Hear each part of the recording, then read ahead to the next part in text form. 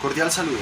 El día de hoy voy a estar compartiendo con ustedes lo que es la definición y el concepto de la perspectiva ingenieril manufacturera. Y vamos a poner en conversación eh, cómo en nuestra práctica, como en nuestro ejercicio, donde tuvimos que diseñar un artefacto, tuvimos en cuenta precisamente esta perspectiva manufacturera a lo largo de nuestro artefacto, a lo largo del diseño e ideación de nuestro artefacto. Entonces, voy a compartirles a ustedes lo que significa esto. En la perspectiva ingenieril manufacturera, el conocimiento tecnológico se construye a partir del dominio de principios técnico-instrumentales.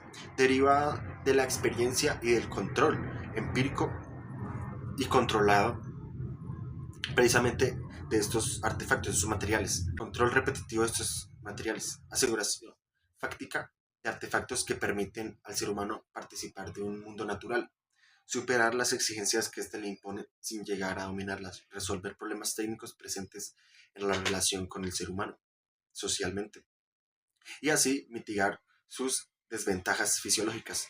En esta perspectiva, el hecho de construir, de tener la capacidad de crear, de innovar, de diseñar, es bastante importante.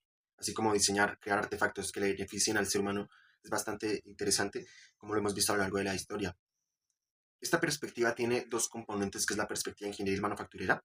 Son los productos, donde son extensiones de nuestro cuerpo humano o una proyección del ejercicio sobre el mundo. Por lo tanto, no son arbitrarios ni malos. Son un intento de enfrentar con mayor seguridad los desafíos a los que se sometía nuestra especie, artefactos, procesos, un conocimiento renovado de las técnicas.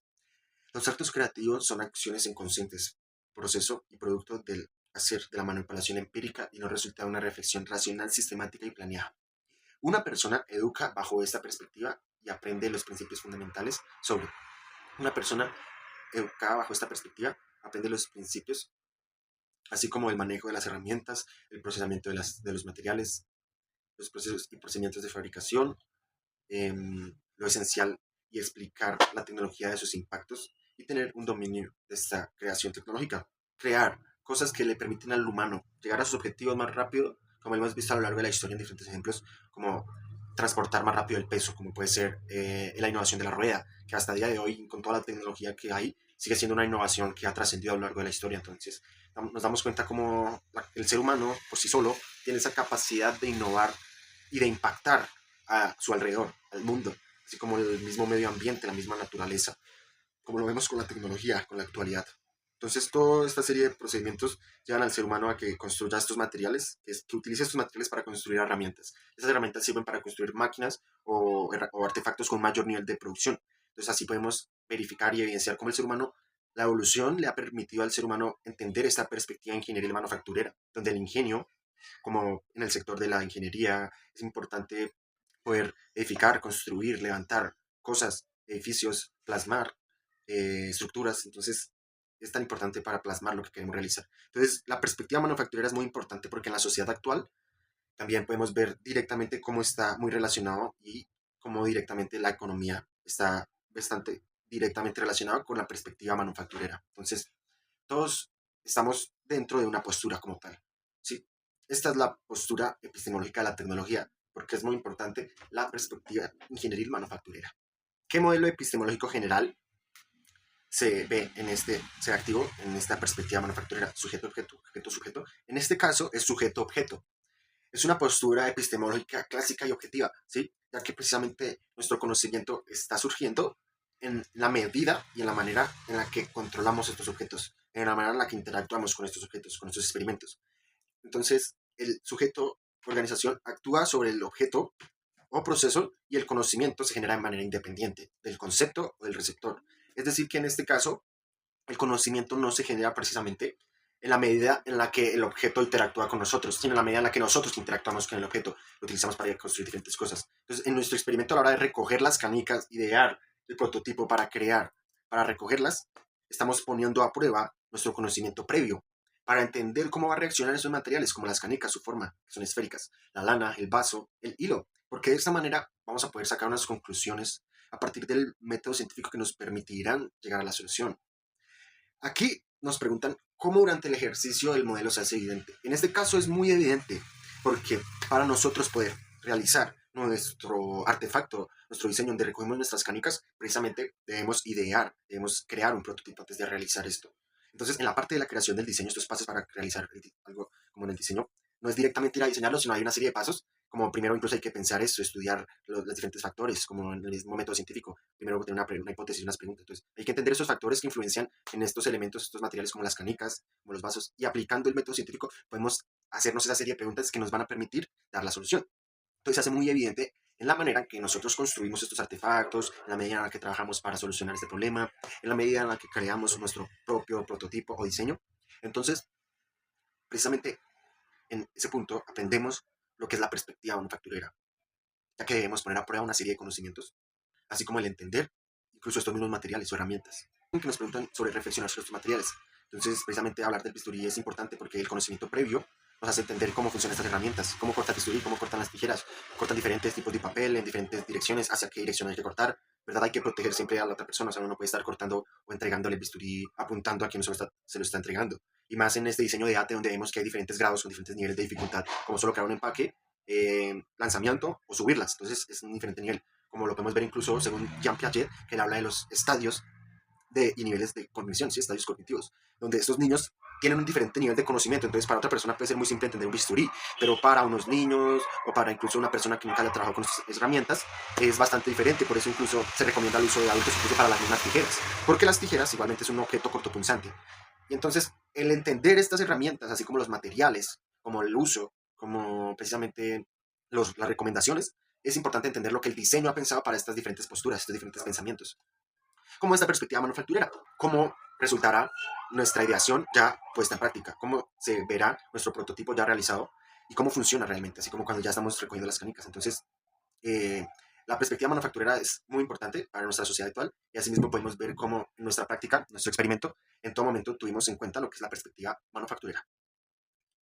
Ahora voy a compartir con ustedes lo que es mi videoclip, donde previamente yo ideé pues un artefacto para poder subir las canicas precisamente. Y en la casa, en mi casa previamente, yo lo estuve haciendo y grabé un videoclip así como método científico, prueba y error, donde pues diferentes pruebas me lograron dar con lo que necesitaba hacer, como decir, no, el vaso tengo que tener un recorte más grande o tengo que ponerle la lana por este lado para poder inclinar el vaso. Entonces, toda esta serie de procesos, ¿sí? Que me hicieron entender cómo se iba a comportar cada suceso, como decir, las canicas, si las muevo de esta manera, se van a comportar diferente, pues me hacen entender precisamente cómo mi resultado va a comportarse cuando ya lo esté poniendo en práctica, cuando ya lo esté trabajando. Entonces, el hecho de yo idear mi prototipo desde antes me hace entender mucho mejor cómo se va a comportar esto. Y es muy importante precisamente hacer eso en todo lo que uno esté diseñando.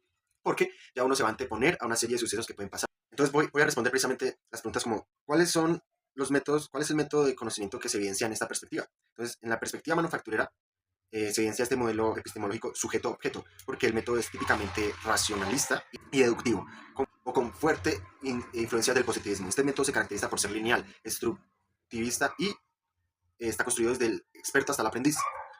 Podemos ver y evidenciar cómo este método de construcción es directamente racionalista, donde nuestra serie de deducciones o el ser humano puede llegar a la construcción de artefactos de incluso bastante valor, como el hecho de crear una rueda en el pasado, que hasta el día de hoy sigue vigente. Entonces, esa perspicacia lo hace tener una audacia, un ingenio que le permite realizar un diseño. Entonces, todos los seres humanos tenemos esa capacidad y es muy importante esta perspectiva manufacturera.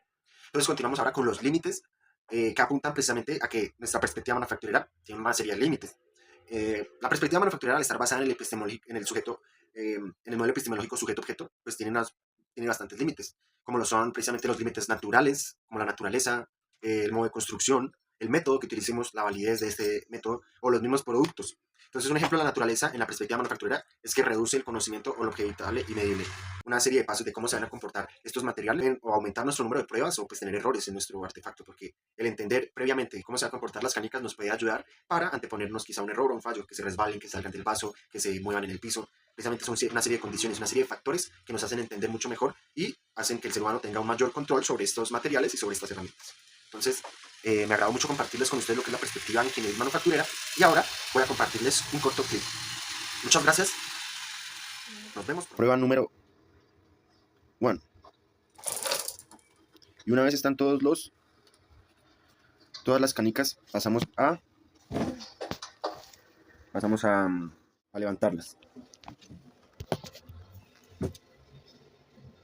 Entonces, con el sistema que tenemos en nuestro vaso, para inclinar, dependiendo hacia dónde queremos que se muevan nuestras canicas, levantamos primero la parte de adelante para que las canicas se vayan yendo hacia atrás.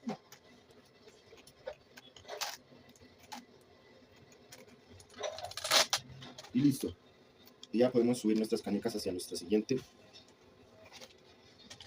Ruta. Y volver a ubicarlas en algún recipiente. Listo. Ese es nuestro método que se logró mover las piquis de un estado inicial a otro estado inicial. Y por acá tenemos otro ejemplar, que es otro tipo de recolector. Es un sistema de recolector el cual concentra las canicas en el centro para poder igualmente volver a subirlas. Vamos con el ejemplo número 2. Entonces, utilizando nuestro mecanismo de nuestro vaso para que se pueda inclinar en diferentes ángulos, lo que vamos a hacer es encerrar nuestros vasos ligeramente y procederemos a taparlos. Entonces, primero los encerramos las piquis con nuestro vaso así, hay que puede estar en diferentes ángulos. Encerramos nuestro vaso, con cuidado que no se vaya a salir una piquis. Listo, ahí ya las tenemos todas encerradas. Lo que vamos a hacer ahora es ataparlas. Vamos a aprovechar el diseño y forma de nuestras esferas, de nuestras piquis, para que se puedan arrastrar, se deslicen, y poderlas ir atrapando. Vamos a cuidadosamente para que no se salgan y las atrapando. Y seguimos, las atrapamos todas, como se puede ver, y soltamos. Y listo. Ahora con el mismo vaso con el que las atrapamos, vamos a recogerlas. Y procedemos a inclinar bien nuestro sistema para poder ir levantándolo. Y así a vez que vamos levantando, poder ir inclinándolas al vaso. La idea es recogerlo con el vaso. Listos. Y ahí ya tenemos todas las piquis de nuestro vaso. Ahora, igual que nuestro mecanismo número 1, utilizamos este hilo, que es la punta del vaso, para así poder recogerlo, utilizando la inclinación de las piquis. La inclinación del vaso sin que ninguna piquis salga. Y listo. Y aquí ya tenemos las piquis completamente las 10. Y podemos ya ponerlas ya en cualquier lado. Ahí están las 10 piquis, podemos contarlas. 1, 2, 3, 4, 5, 6, 7, 8, 9, 10. Y de la misma forma que las recogimos, ya podemos liberarlas.